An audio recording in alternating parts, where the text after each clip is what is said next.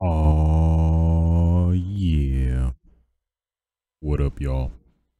It's your boy, the one and only A Switch, aka the 130 time social distancing champion, aka the pancake pariah, aka the nigga lip master.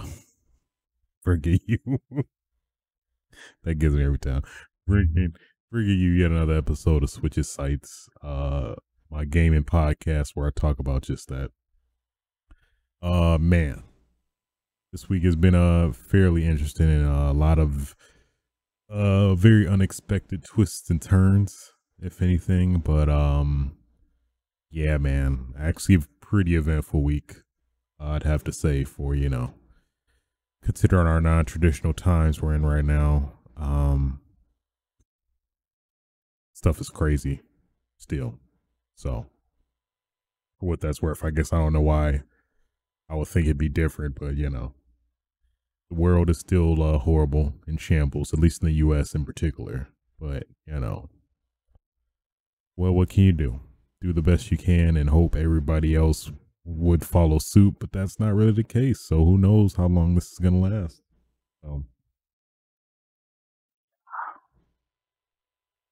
Without further ado, let's stop the dilly dally and get right into it.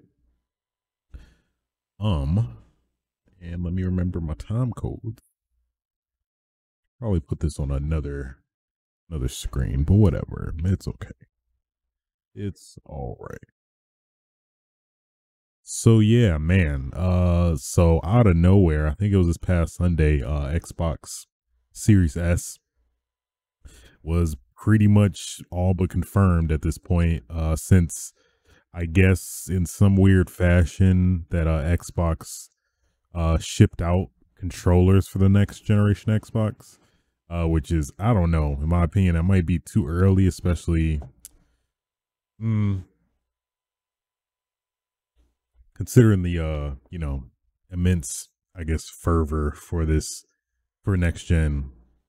Seems a bit too early to have these controllers at least shipped out to all these retailers in advance. But I guess they kind of did that a little bit back in the day when new consoles were coming out. I do recall they will release a lot of the accessories like way ahead in advance before the actual console itself comes out. So I mean, yes and no, but I don't know. I mean, I feel like at this point, I think Xbox, PlayStation, Nintendo even, they should kind of have this expectation that, I don't know, stuff is going to get leaked more than ever, especially, shipping some products like these way in advance. But at the same time, I feel like it also could, I think at this point, in the times we're in, I feel like they're really intentionally trying to do this to I guess exploit that avenue where I think people definitely want to click on something that's been leaked more than something that's just been presented officially by Microsoft. That makes sense. Something real taboo and mysterious and forbidden kind of is kind of the I think the instincts and vibes you get when you look at something that you're not supposed to see. So I don't know. I feel like at this point, I think a lot of marketing companies might be starting to capitalize off that, which I mean, in all fairness, is pretty smart. Especially it's free. Word of mouth more than likely spreads faster because of the fact that it's oh, we didn't officially reveal this yet. So I think it's kind of like the Streisand effect. I guess that's a universal thing now, where the more you try to suppress something that you don't want people to know, the more people are actually going to look at it and view it. So I feel like that's definitely what's coming into play here. Potentially, it seems very weird, especially knowing how much anticipation there is for the next generation to have the this controller leaked and shipped way ahead of its scheduled release, supposedly. But then again, we don't know when it these controllers may be released in advance too. But I guess the other biggest thing too is that on the packaging itself, it revealed that it is for the Xbox X, and then a slash or what's the character for pipe? I think pipe. Pipe and then a S. So obviously there's been numerous rumors about the Lockhart, or the code name for the, I guess, less powerful Xbox model in the new Series family or whatever. So yeah. So I mean, it's pretty much confirmed at this point. Packaging looks pretty official. It looks just like the form factor of the new Xbox controller with the, I guess, the unique D-pad, which I guess stands out the most outside everything else, the share button in the middle. But yeah, it seems like there either is going to be a white model for maybe the X and S, or maybe they're probably going to do like the Series X is going to be black and then the Series S is going to be white. I would assume they would probably do that to kind of further differentiate the two consoles from each other.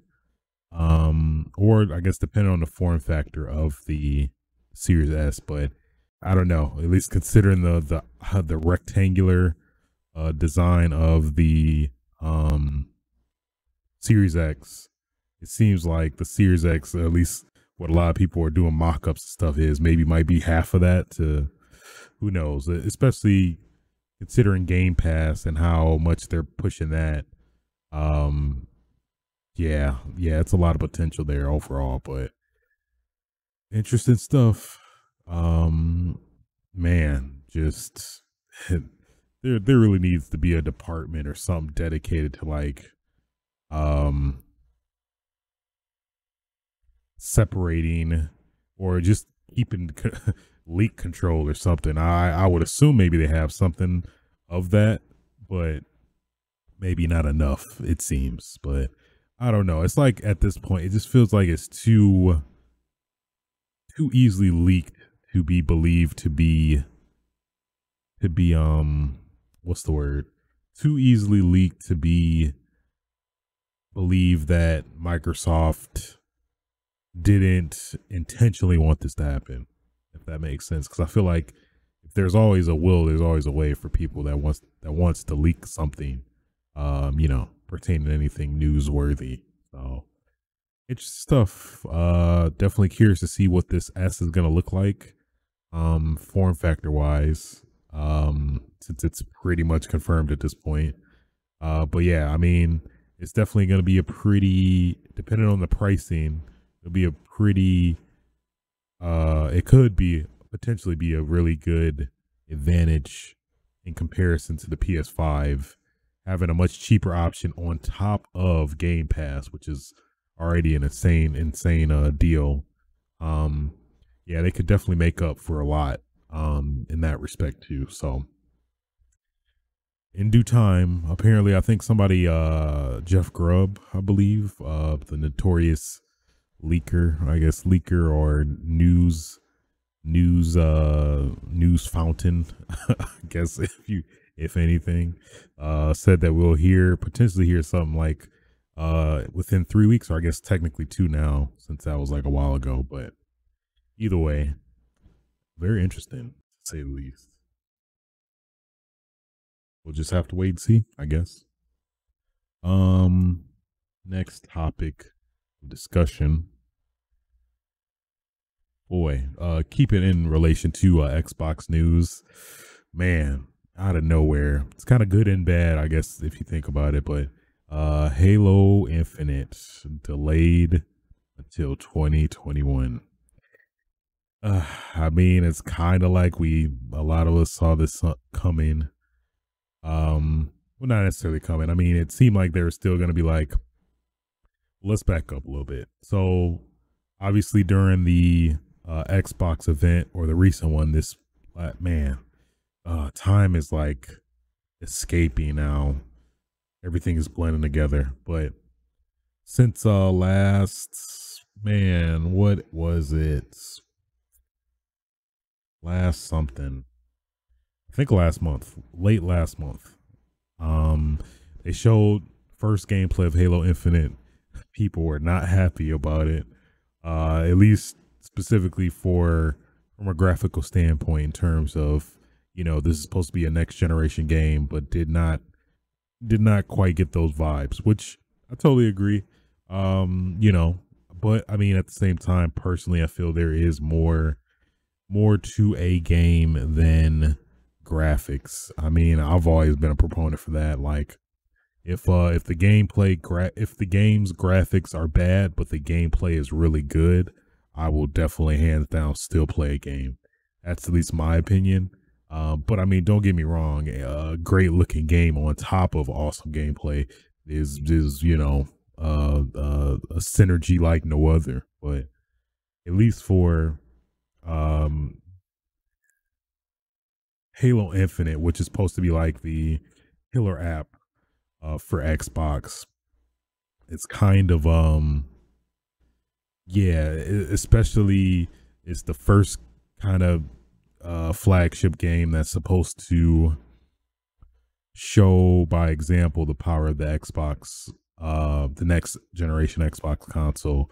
And not really doing that definitely, maybe leads people to speculate and, yeah, overall generally speculate like, well, why am I going to get a Xbox Series X for if this game doesn't look that good? So I totally understand, those sentiments, but I don't know. The gameplay looked really good. That's at least, I think this is a prime example of gameplay over graphics, but at the same time, I'm not trying to, what's the word? Not undermine. Not trying to undermine people that aren't pleased with the graphics, but at least after looking at the Digital Foundry video, kind of breaking down why the game looked the way it looked, that there actually is more going on than what's, I guess being perceived or generally perceived. It does help kind of paint a picture in terms of, what in particular happened. At least I thought that maybe, I know what a lot of people were suspecting, that maybe the build was super behind.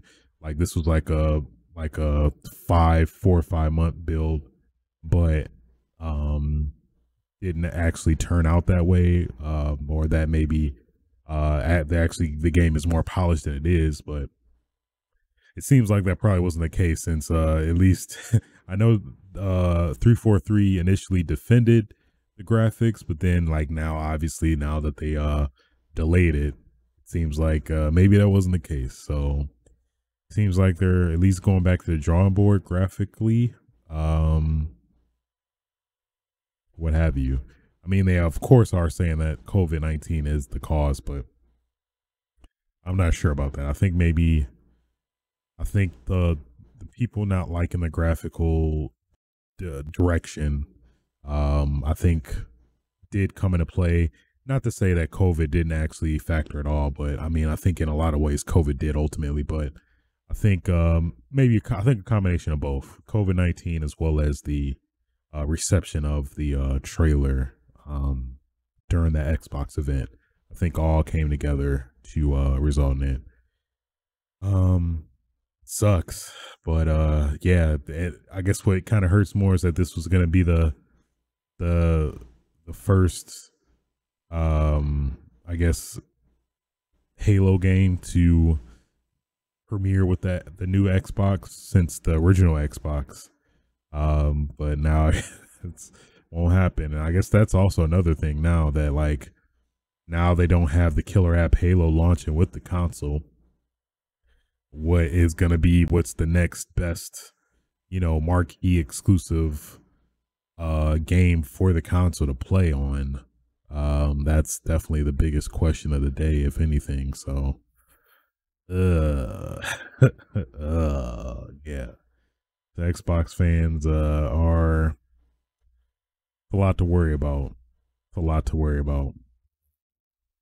But I mean, personally, I mean, okay, maybe my Xbox fanboyism is showing, but um, I'm honestly looking forward to like all the improvements of the current games, like Halo Master Chief, Gears 5, and a couple, other try and true exclusives that I've always been playing still on my Xbox. Very, very, I assume a pretty low factor or pretty low demographic of people that probably are in that boat. Like, oh man, I mean, I just want the console just to have a console to play some of my, games before improved resolution and definition and whatever. But I mean, at the same time, yeah, I definitely also want to play some of these exclusive new games on the console, which is, yeah, it's not really apparent what's the next big thing for this. I mean, there's multi-platform games, I guess, Assassin's Creed maybe, Watch Dogs. I mean, yeah, it's tough pickings right now for Xbox. So, I mean, I'm all for delays though. I mean, on top of just the immense backlog of games I still have to play, and you know, I forgot somebody said this. I feel like it's a famous quote. I saw it somewhere.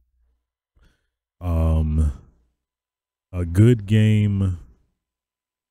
What was it? A good game will always be good. A bad game will always be bad. No, it's something like, damn it, I forgot it. It was something like a good game.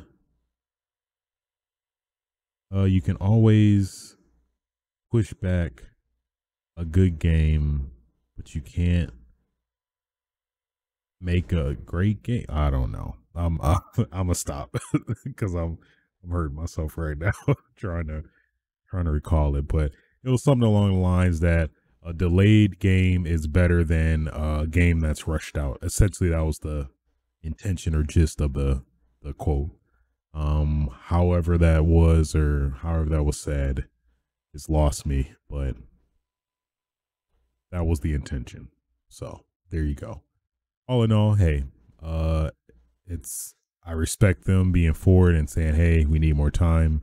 And, ultimately, if that results in the game being better, of course, I'm all for it personally. Take your time, Pastor.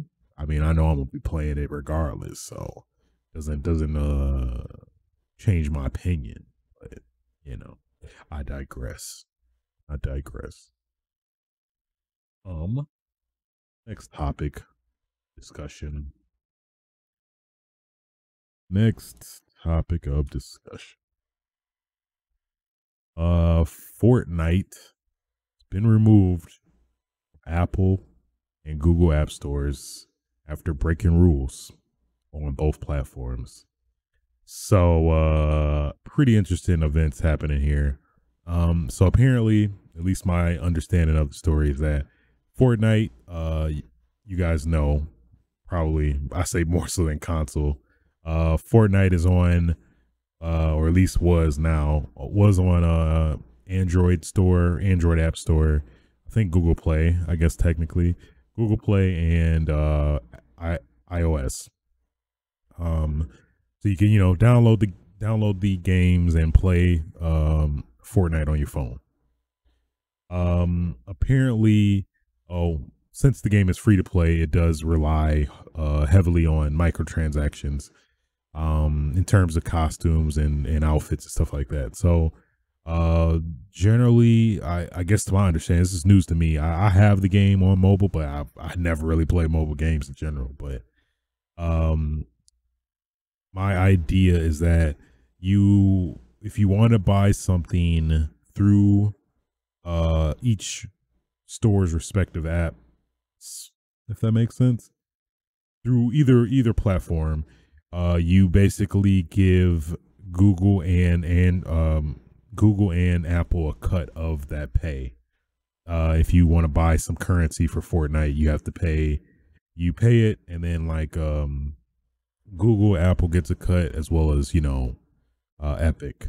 At least specifically, I know for sure for Apple it's 30%. I'm not sure about Google. I would assume maybe it's a little bit less than that, maybe the same. Who knows? But basically, I guess somewhat recently, Epic added some stealth. I guess I'm assuming a stealth update or something where they basically are trying to circumvent the paywall of having to give Google and Apple a cut of that pay. So basically, there's a new option to pay directly or pay via credit card, I believe. So essentially, you basically would just pay. You could just buy what you need and then pay Epic all of that money instead of giving Google and Apple a cut of it, depending on the respective platform you bought the currency for the game from. So with that being said, apparently both found out real quick, and apparently that caused the whole kerfuffle, and basically as in I guess defense or rebuttal to that, they removed the Fortnite app from both their stores. So yeah.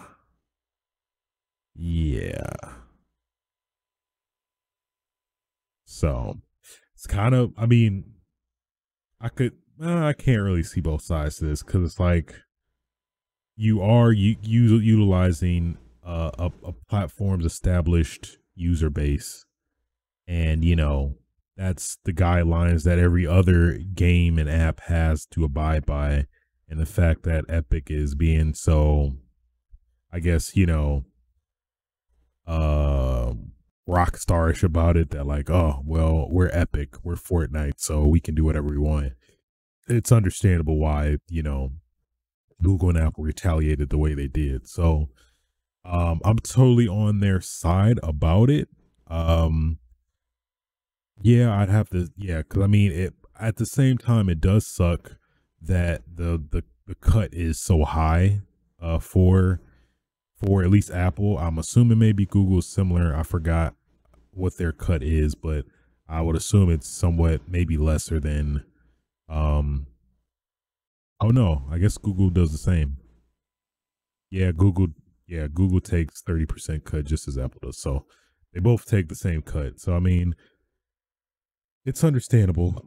It's their platform though. So it's like they have their say. So I mean, yeah, that's kind of grimy, trying to bypass a platform's standards and policies to try to, make their own game.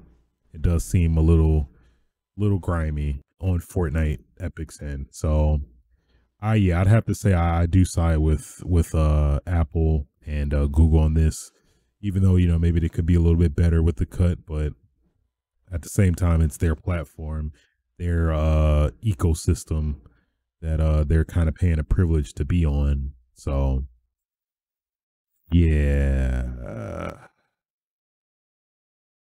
I mean, it's hard for me to see Epic's side to it, especially the way they went about it by stealthily stealthily adding a alternative payment option where like you could pay us directly.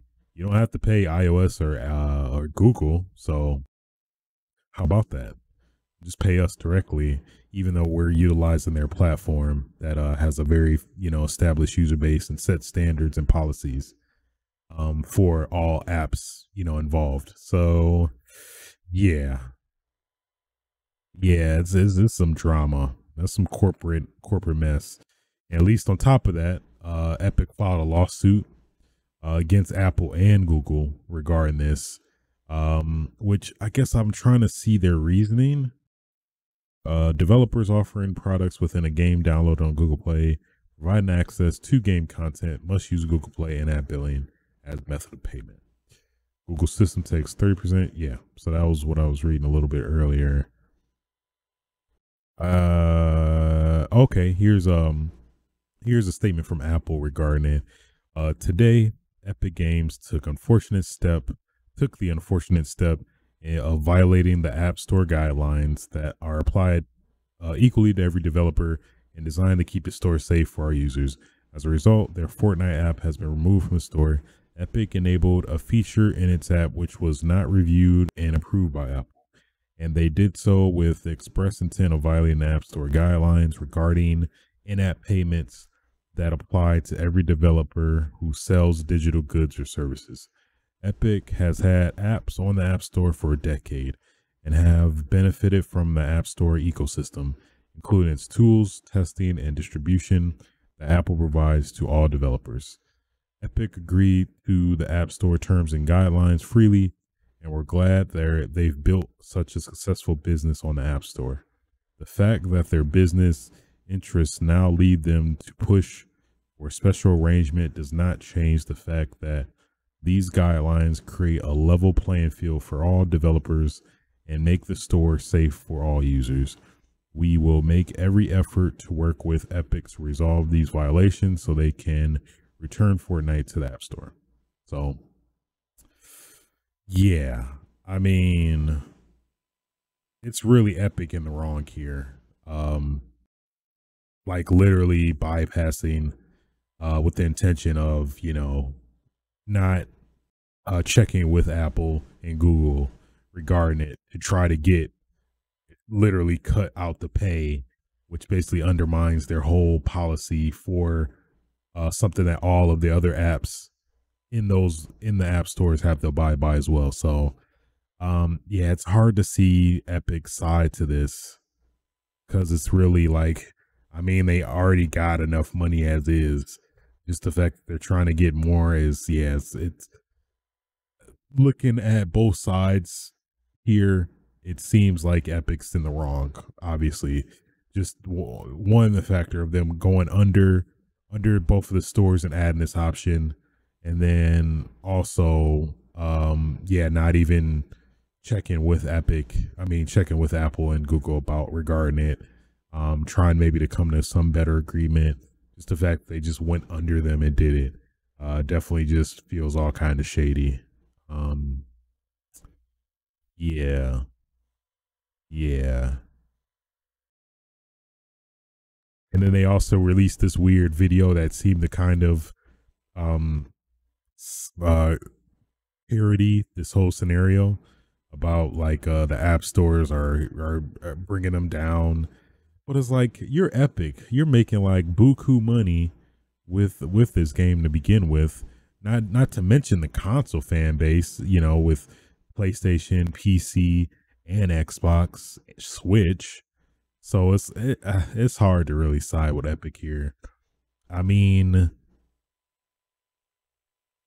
Google and Apple already have this in place for a lot of reasons, as to not get scammed by people and, things like that. And the fact that Epic, who thinks they're higher and mighty than everyone, is to, we're too big to go by the rules, is kind of at least the impression I feel from this initially, after, getting more information and side of the story. Yeah, I want to see what's Epic's reasoning for the. So he's suing Google.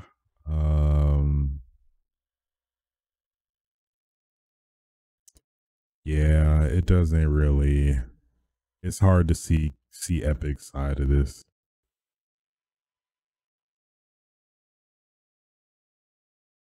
Yeah, it doesn't really seem to be any justifiable grounds to like, sue them for what, for for them breaking the app store's policies, or they're maybe trying to find some loophole where they actually propose that option. I don't think it's gonna work. But I mean, maybe there's something I don't know from the story already, but it's not looking good, man.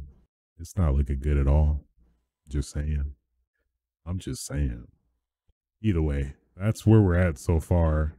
Uh provide an update next week if it's worthy enough. But yeah, so far it seems like Rockstar Epic is having a fit because it can't get the way it wants, essentially. Um,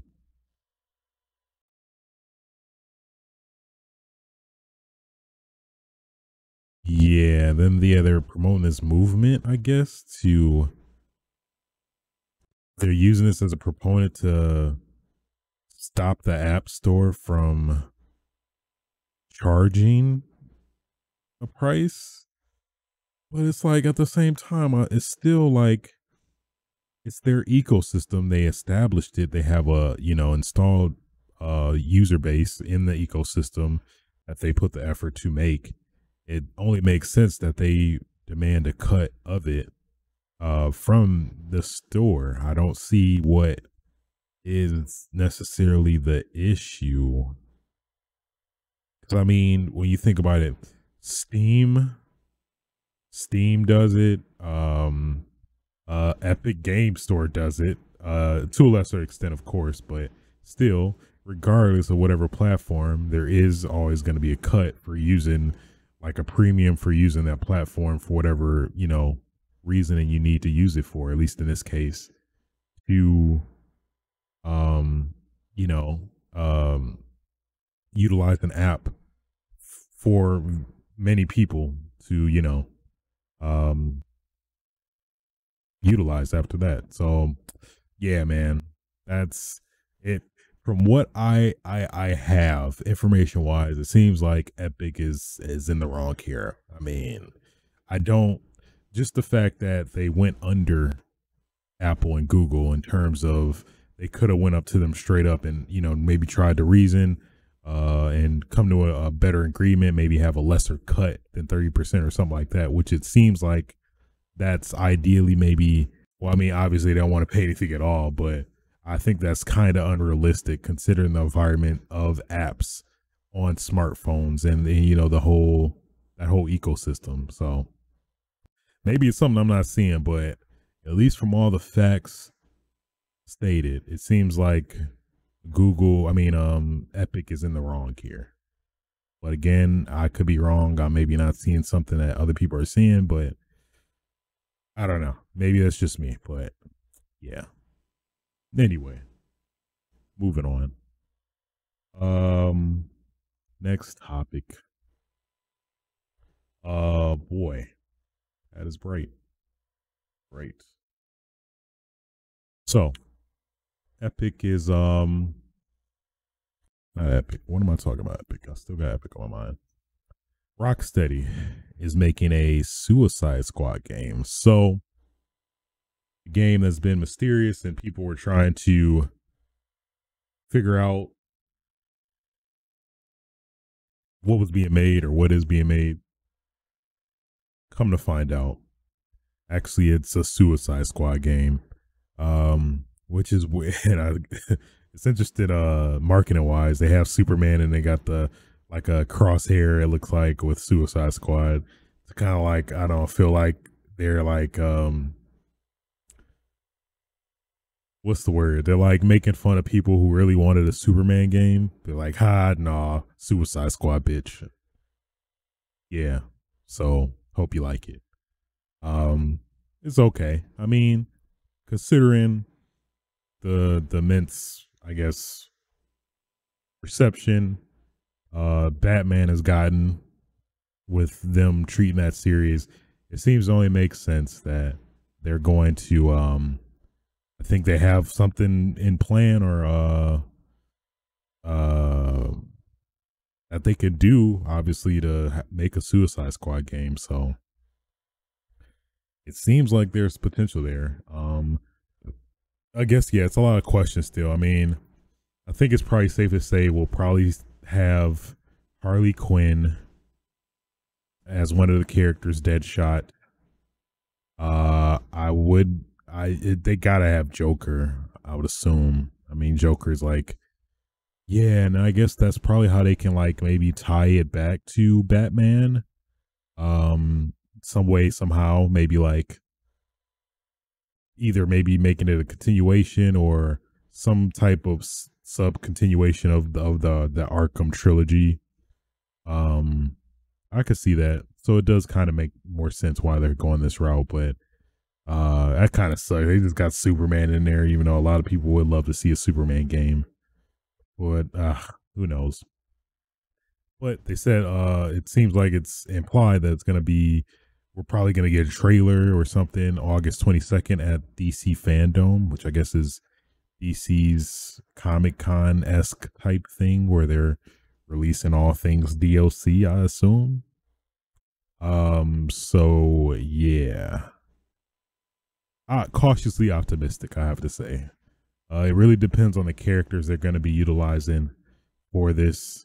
Overall, just got to see this game in action and get an idea, concept of what we're going to expect. But I mean, it's definitely interesting and good that we finally got confirmation what this game is already. Finally, people were thinking Superman and Harry Potter.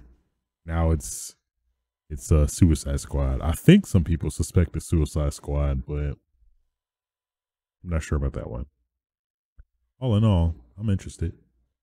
Color me interested. Moving on. Next topic of discussion. Yoshinori Ono leaving Capcom. It's the end of an era, man. So Yoshinori Ono, who's been closely, with the Street Fighter series since, man, I don't even know. I want to say since maybe the late days of Street Fighter 2, I believe. Could be totally wrong about that, but in general, he's been closely associated with Street Fighter, producing, I think, kind of directing, but he's maybe, I think, stepped back a little bit.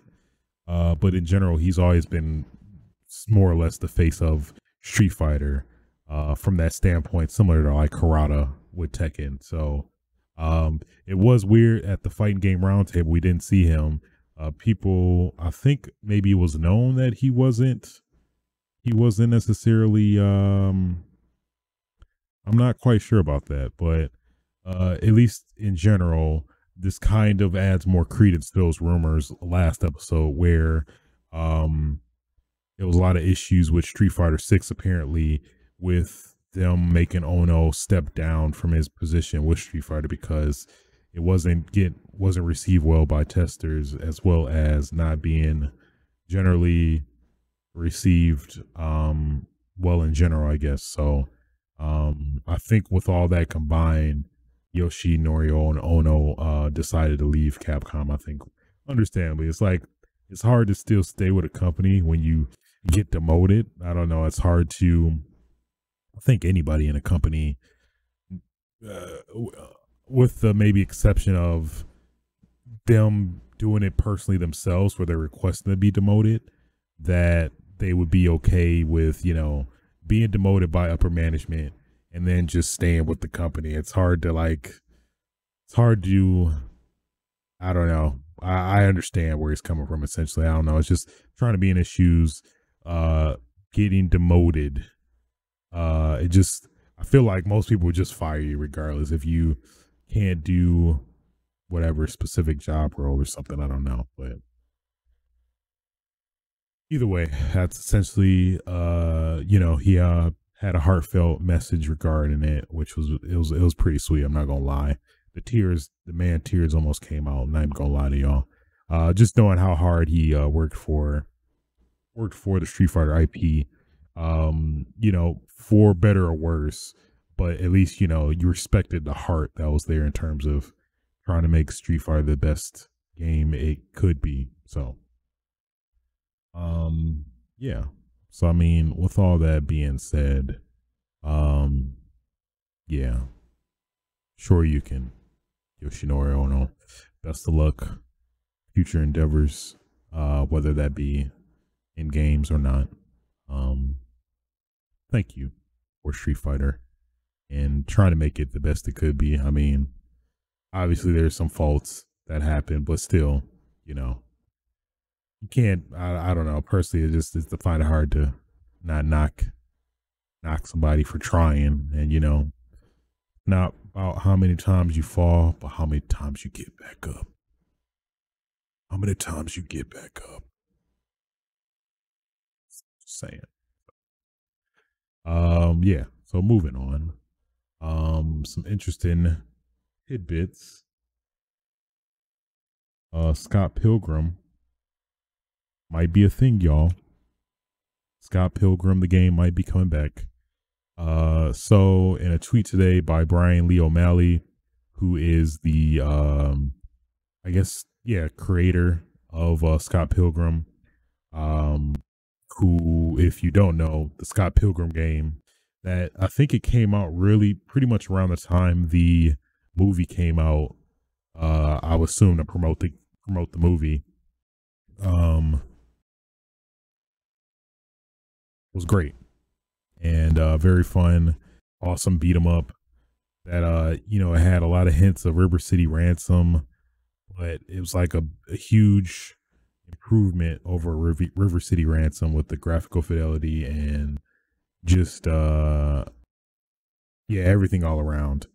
Just the whole vibe of the game, the kind of the homage to like classic 8-bit games, all in all, while also being true to the original source material of at least trying to be close to the movie as possible. And I think the movie had references to the game as well. So I think it's coming up on the movie's 10th anniversary. So at least currently, he let out a tweet that PS Ubisoft has reached out to me. So, I mean, put two and two together. Scott Pilgrim, the game, might be coming back. So it was delisted from PS3 and Xbox 360 stores. If you didn't buy it already, if you bought it, you can still play it currently. But it overall just limits everything for everybody. People that maybe are interested can't buy it currently and stuff like that. So yeah. But yeah, it's good to hear that potentially we might get Scott Pilgrim back. I don't see it being that difficult for them to just port it, considering the licensing was more or less the issue.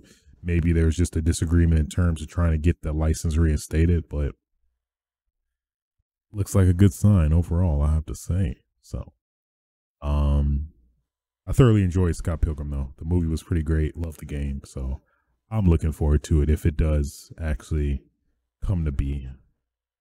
So yeah. And in other news of people coming back, well, in this case, coming back multiple times, but not in your original IP, which I have an issue with. So, Rainbow Six Siege dropped a trailer, Operation Shadow Legacy, that basically reveals Sam Fisher as an operator for Rainbow Six Siege. So he was a DLC quest in Rainbow Six. Well, no, Ghost Recon. He's now he's gonna be a operator in Rainbow Six Siege. He's some miscellaneous random character in like this Ubisoft mashup game for mobile phones. I think he was probably like referenced in a lot of other stuff. But all this, and he still have yet to have his own damn game recently, which is kind of messed up, I have to say. As a pretty big Splinter Cell fan, big fan of the original trilogy. Conviction was really good. I really loved the Conviction. Blacklist was okay, not so much. They changed the voice actor, and just things got weird from there. I think that was the biggest dislike of that game, was just the kind of dissonance from the character, because the voice character is different. It's some characters that you can't recast. I feel like Solid Snake, snakes. is always going to be David Hayter. Sam Fisher is always going to be Michael Ironside. I mean, it's hard to, put somebody else in that role. It's just his seasoned veteran type I don't know, accent, dialect, whatever. It's hard to emulate and, not be Michael Ironside. I know he was having some medical issues which may have possibly came into play during that time of Blacklist, I believe, but I think he's better now, I believe. So and then they're not using his voice in this one either. So it's like, ugh, no. I mean, I kind of want to play it still, but no. So yeah. So I mean, this better be just some anticipation for Splinter Cell coming back, but there goes my bet. I made a bet for Splinter Cell be released this year. It's pretty apparent that's probably not going to happen, but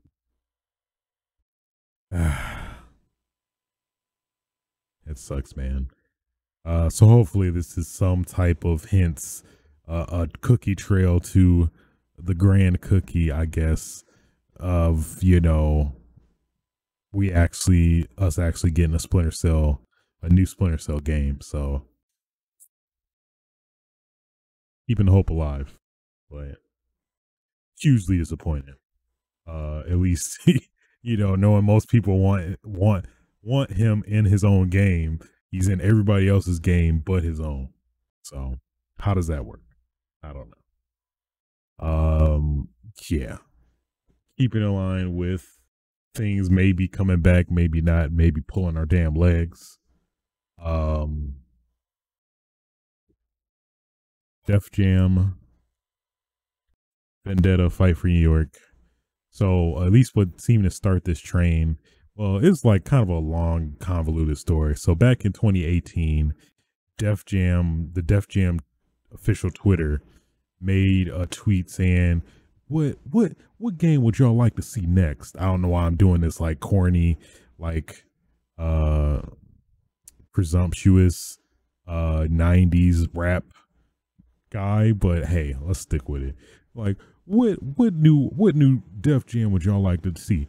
Def Jam fight for LA, Def Jam fight for Detroit, Def Jam fight for Florida, Miami. It was something like that. So basically it seemed pretty apparent they were trying to gauge interest for another Def Jam game. So I mean, I think that tweet caught a lot of traction. Like, yeah, let's please bring back Def Jam fight for blah blah blah. So pretty much that happened, and then nothing after that, nothing even related to that happened. Then come this last week, I believe. So Ice-T, who's in the Def Jam Fight for New York, he mentioned that, he's like, I think they really need to reboot this game for the new consoles, which side note, I wholeheartedly agree. Love this damn series. It's made by the same people that made the N64, WWE, WCW games, like WCW NWO No Revenge, WWF WrestleMania 2000, WWF when it was WWF No Mercy. Want some of the best ass wrestling games ever, and just the thought of having those developers make a game with hip hop fighting characters, it seems like something that may potentially be a recipe for failure, but ultimately ended up being like the peanut butter and jelly we all needed in our lives. So love those games. We're not gonna talk about Icon. We just gonna pretend that doesn't exist. But Def Jam Vendetta and Fight for New York are pretty great games. I thoroughly enjoyed them growing up. Yeah, definitely hope they do make their return. So with that being said, Def Jam said I think they replied to Ice-T's tweet or something like that.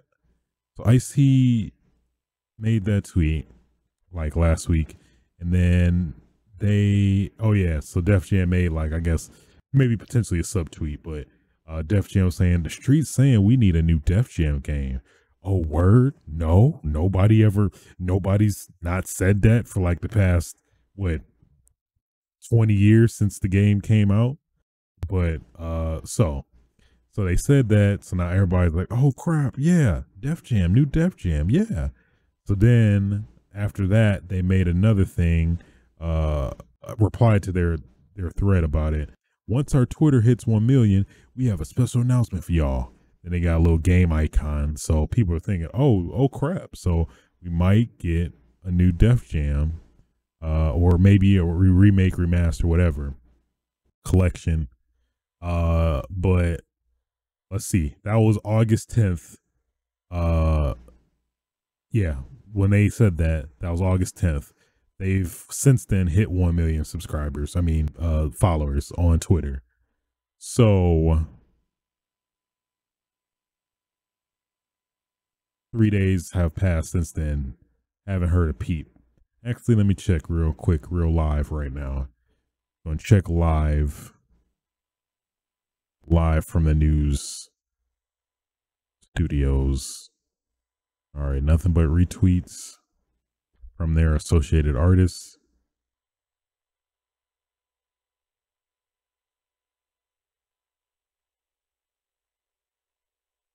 Yeah, it's like retweets, tweets of artists.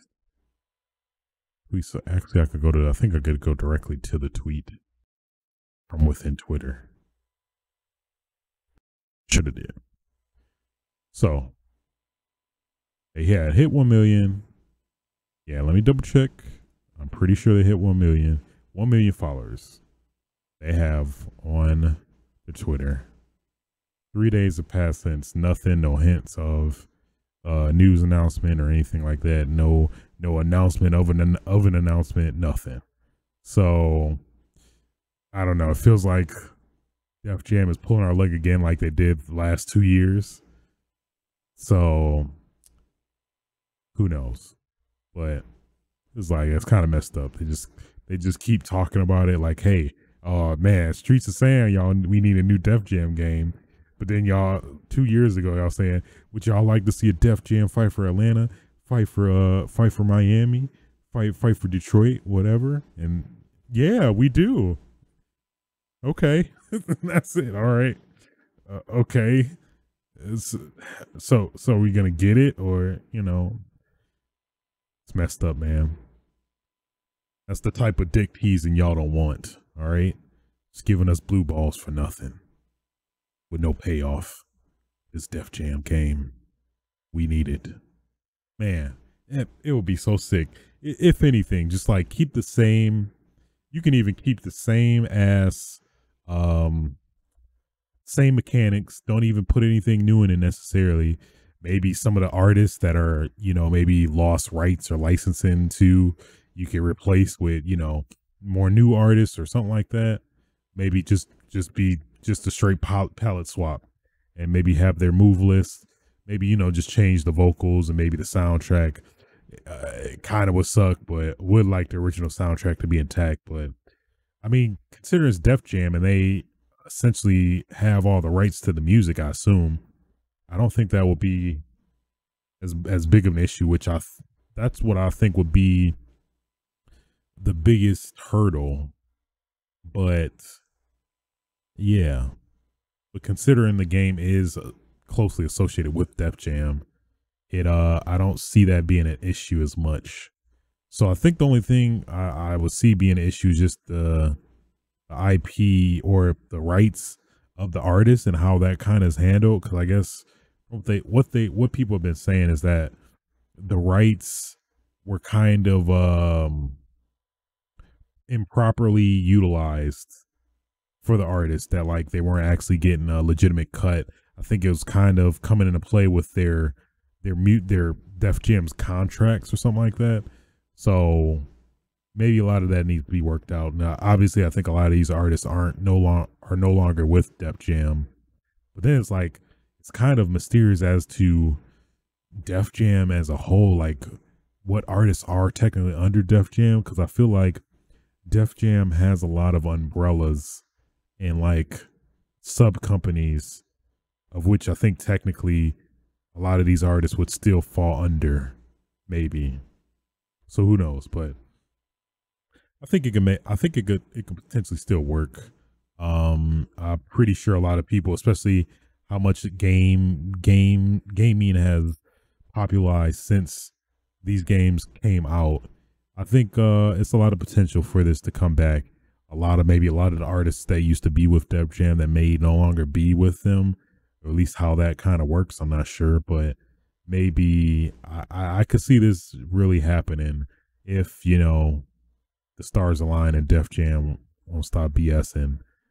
Maybe it's the thing with the developer Aki that used to be with this that are no longer. I think they dispersed between to various other companies and stuff, but would be great to see the same company that worked on this game do this or a continuation. But let's please not. Well, I guess a couple of things. Please let it not be anything closer related to Icon, and also not be anything like close or related to a mobile game.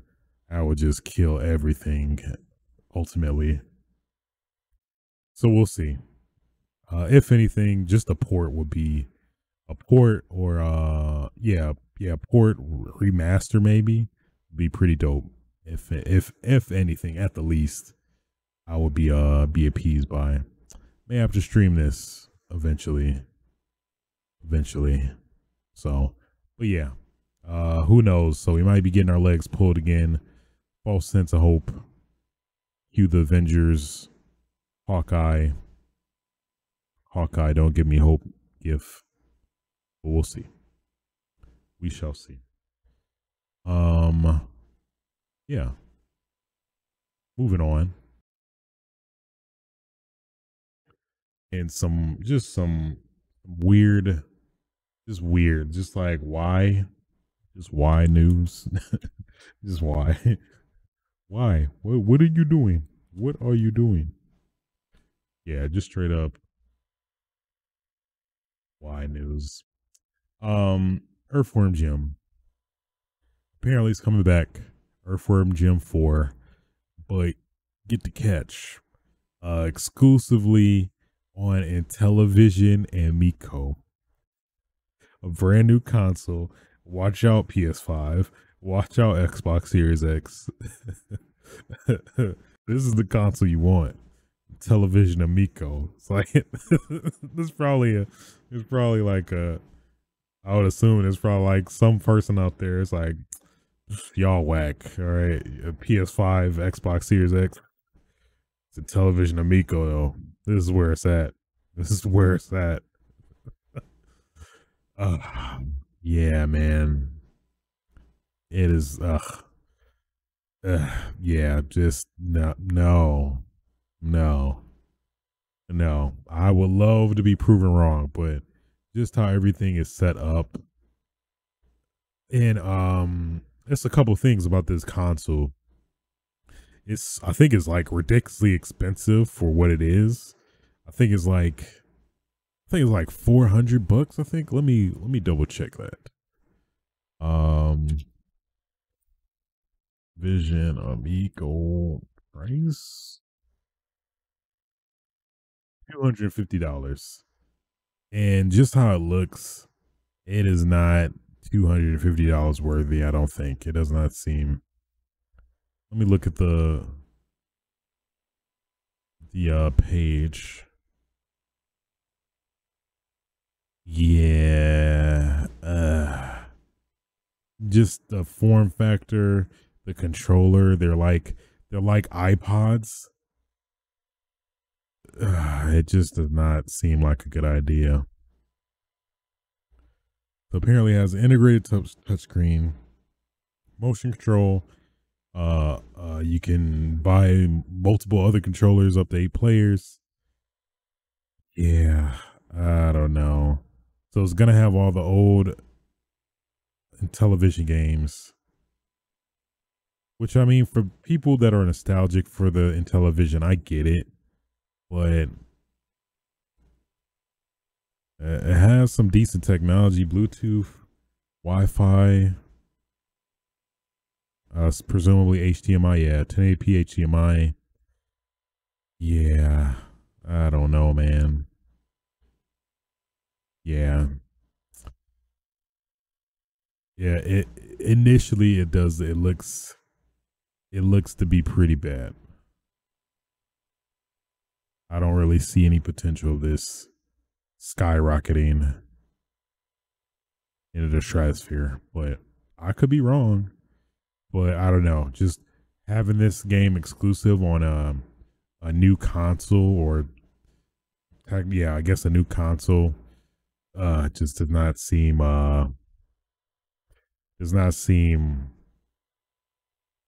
too sound.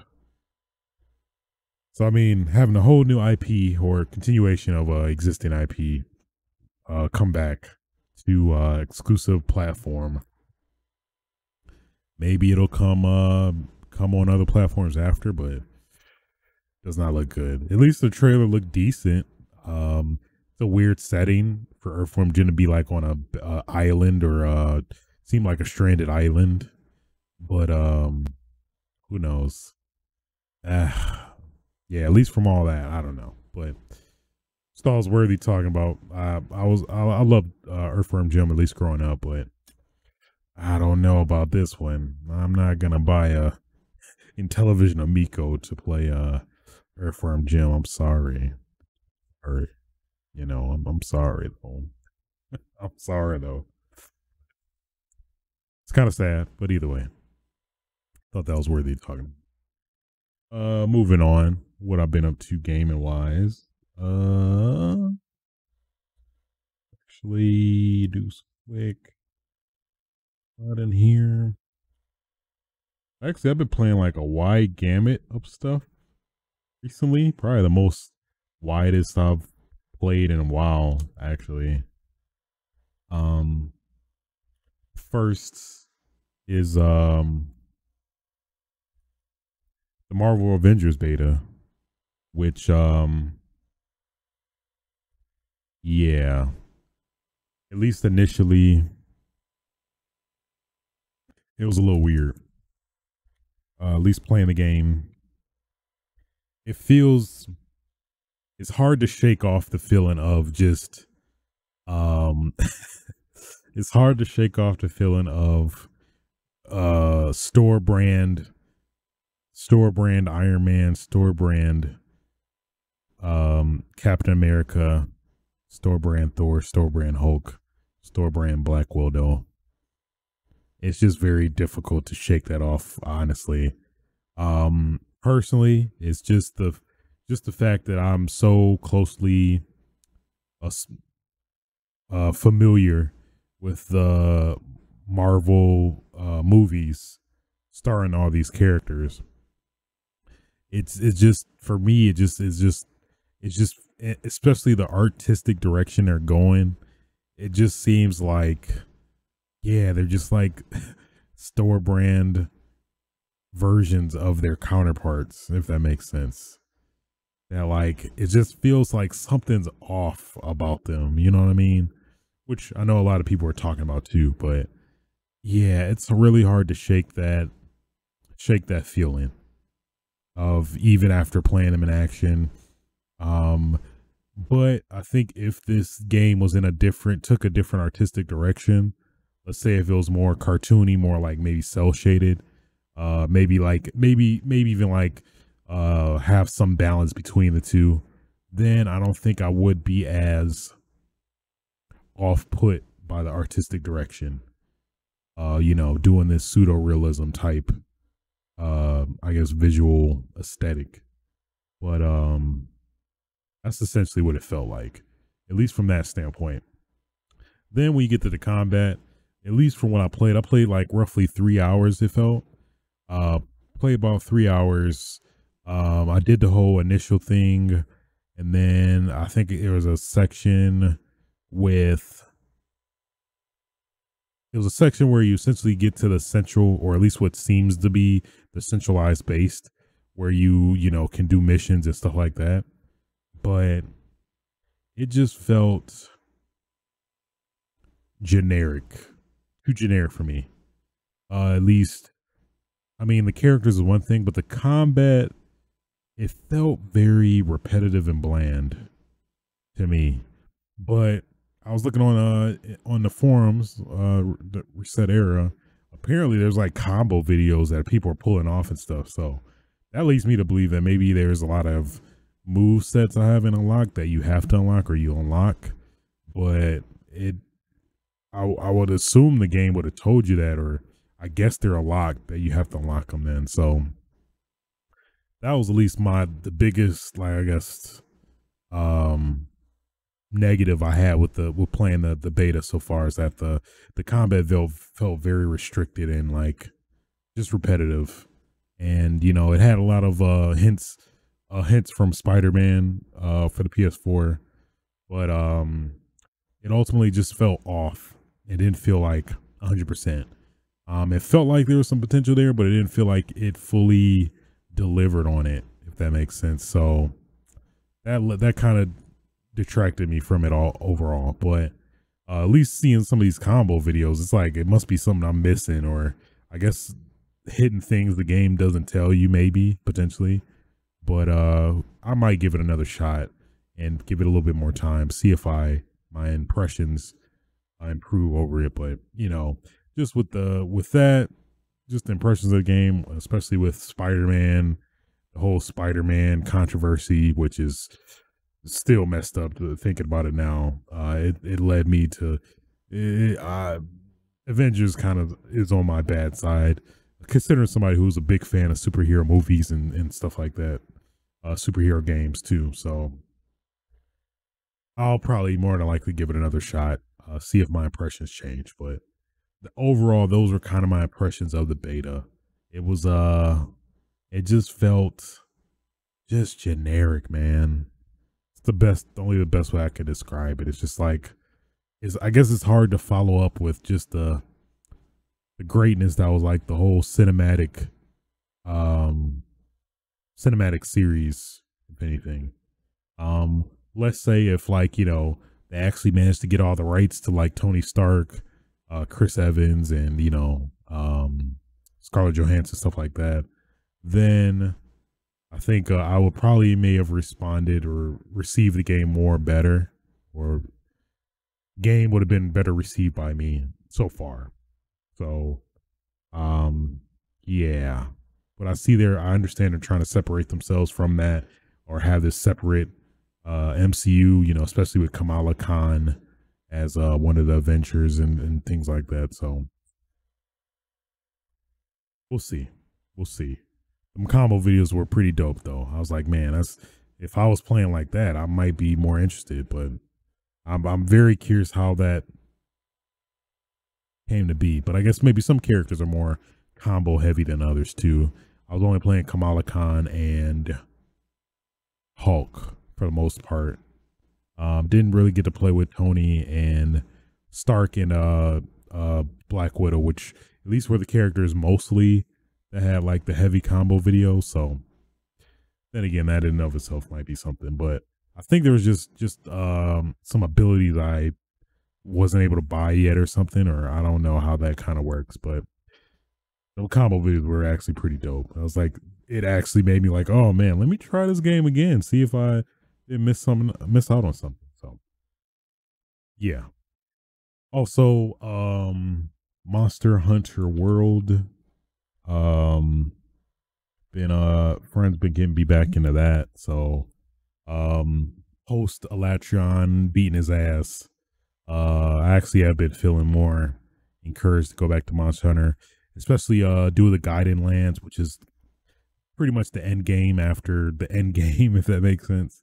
Where they made a lot of vast improvements to make it more accessible, easier to upgrade your the Gaiden Lands, which basically quick gist of how it works is that pretty much all the locales you normally would go to separately for quests, the Gaiden Lands is basically like a combined version of that, where pretty much random monsters can appear at any time, but there's kind of a underlying, I guess, progression where you want to upgrade each one to, I think, the max level 7, where after that you can get you'll get like harder monsters and more rewarding materials to make you know better armor and weapons and things like that. So essentially that's the new end game for Monster Hunter, which is Guide to Land. So finally broke master rank 70, which is I've been behind that for so long. It's been restricting me to join other people's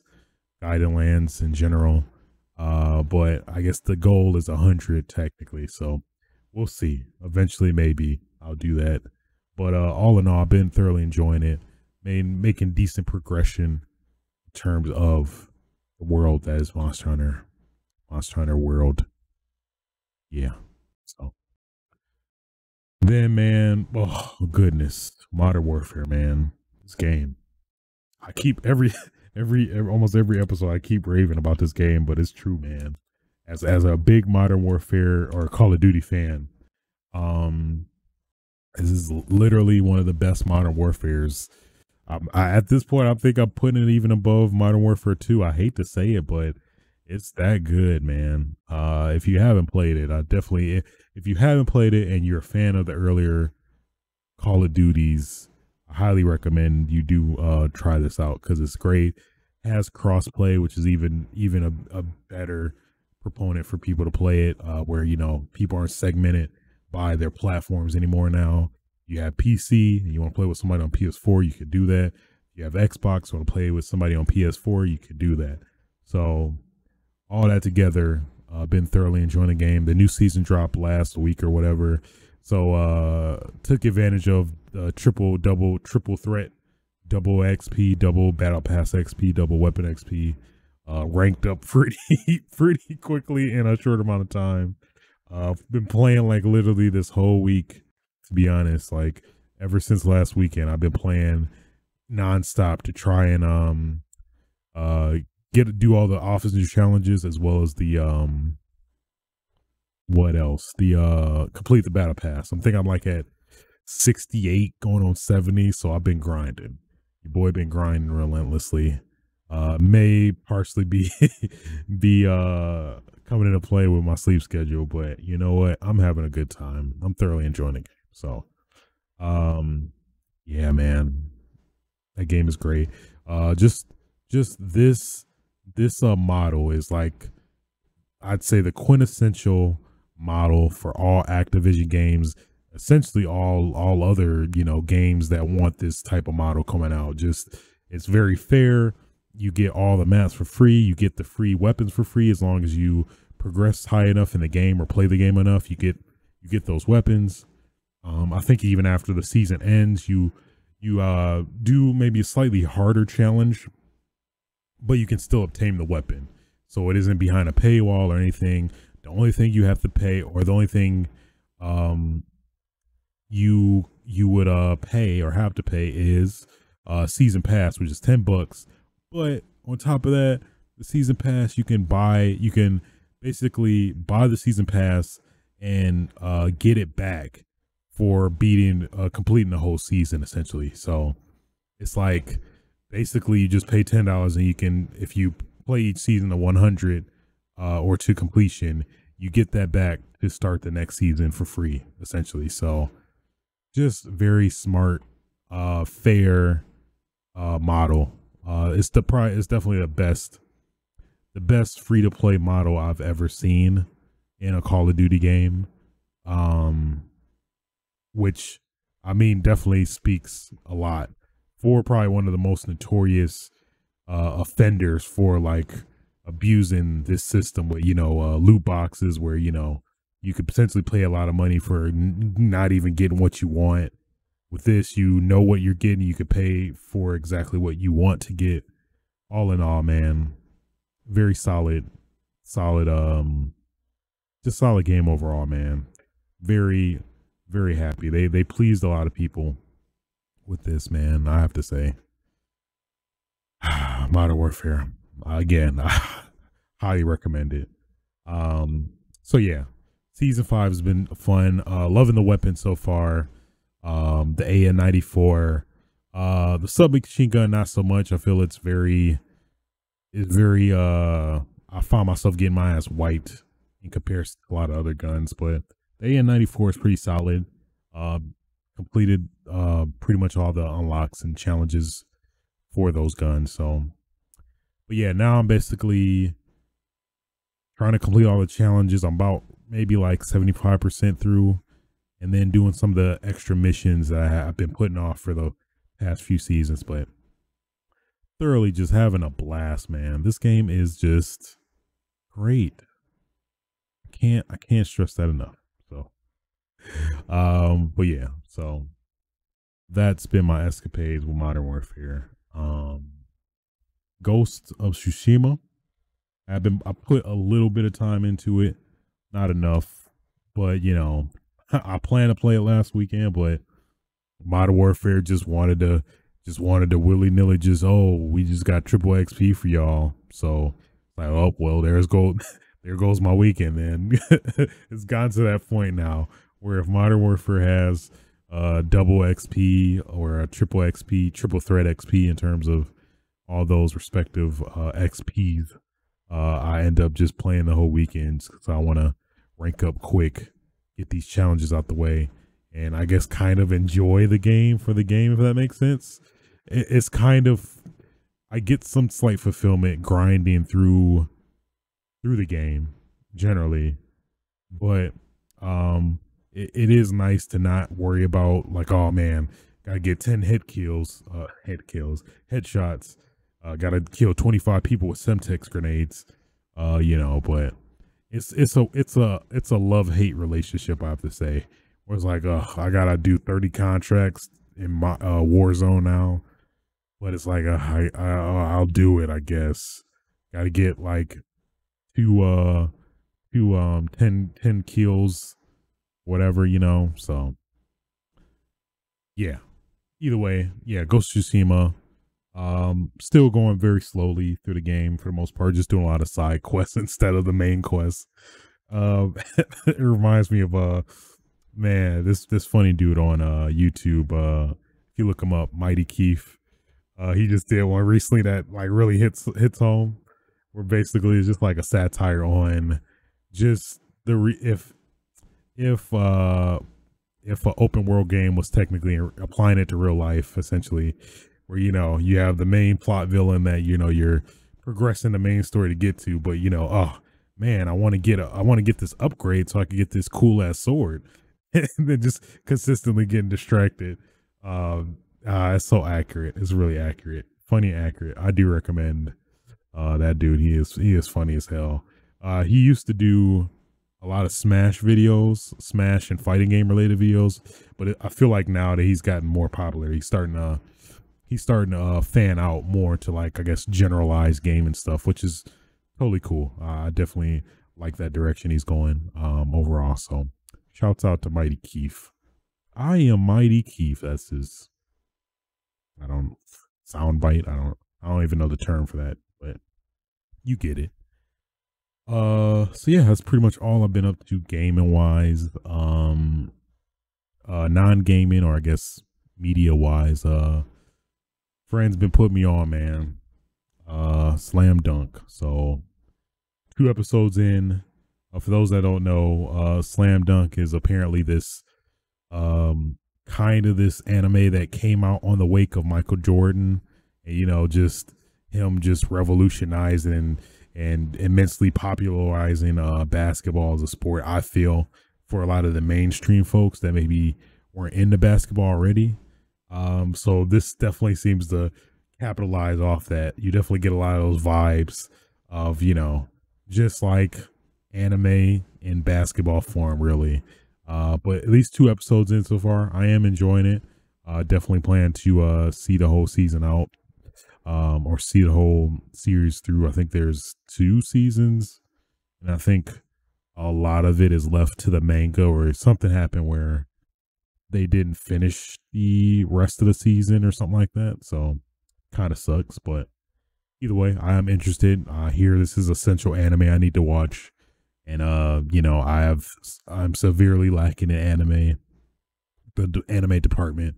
I've not watched a lot of the anime, or at least the most popular anime.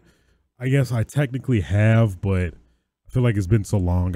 It did necessarily didn't resonate with me. And on top of that, I didn't necessarily watch them, if that makes sense. Like when you turn something on and just have it as background noise. That's essentially like what I used to do. Like when I was younger, I'd, go to sleep to Adult Swim, and then like Trigun would come on, or Yu Yu Hakusho, Inuyasha. But that would just be stuff I'd be sleeping to, rather than like, actively watching before going to bed or something. So, yeah.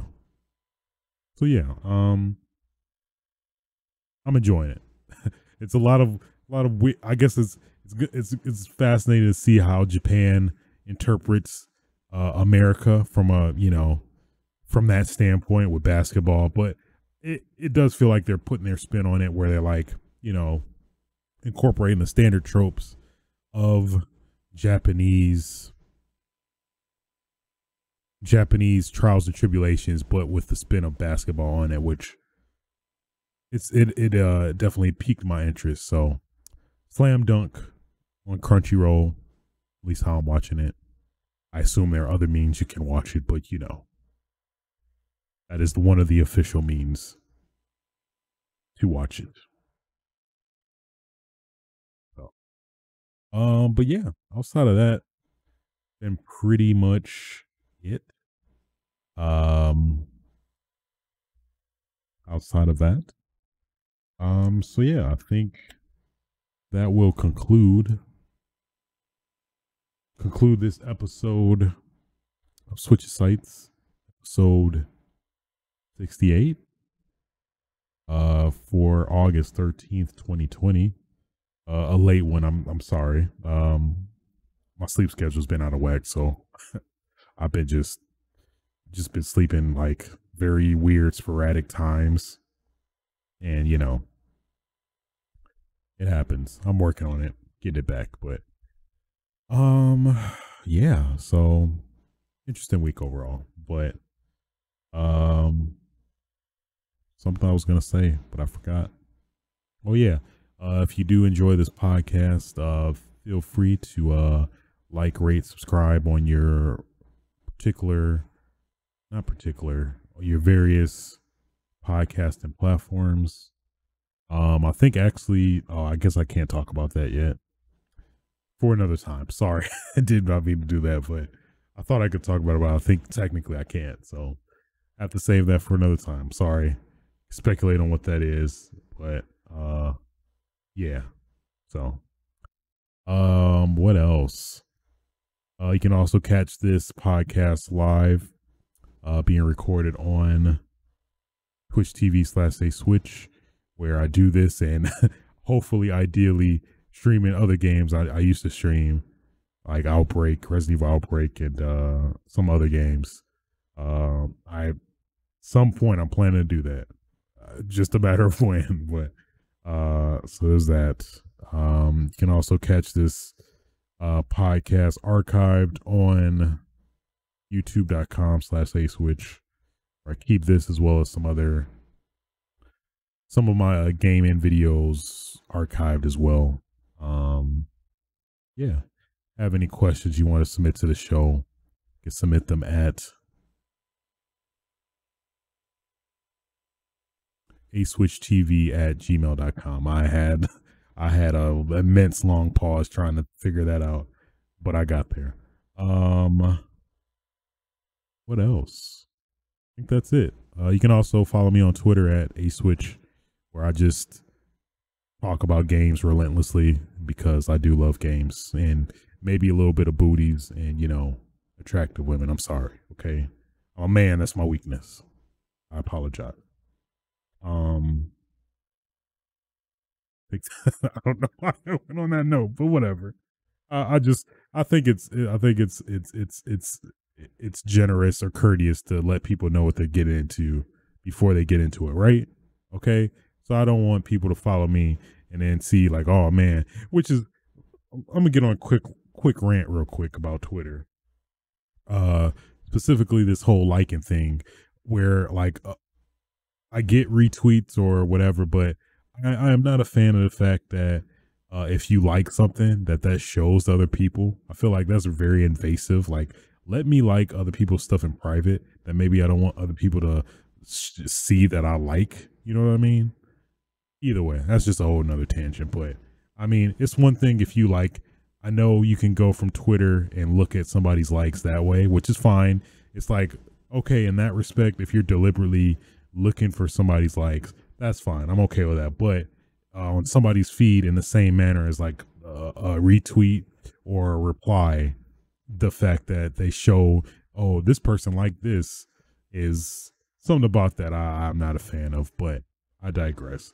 I'm not sure how the algorithm works, but I think it's something like if more than two people that you follow maybe like it, that it pops up that way, I think, or I forgot. For me, it seems to just like if one person likes it, it pops up, or if I engage with that person more, then it shows more often or something. I don't know. But one gripe with Twitter that I wish they would change or give you the option to change is to do that. I don't know. It feels weirdly invasive where it's like, I just like this girl, just some boobs, and then now somebody else is looking at me liking boobs, and I'm like, I'm sorry, I thought it was something you like, but you can't. I digress. All right, so yeah, guys. Till next time, be safe. Don't touch people that don't want to be touched. Don't cough, and get your game on. Oh yeah.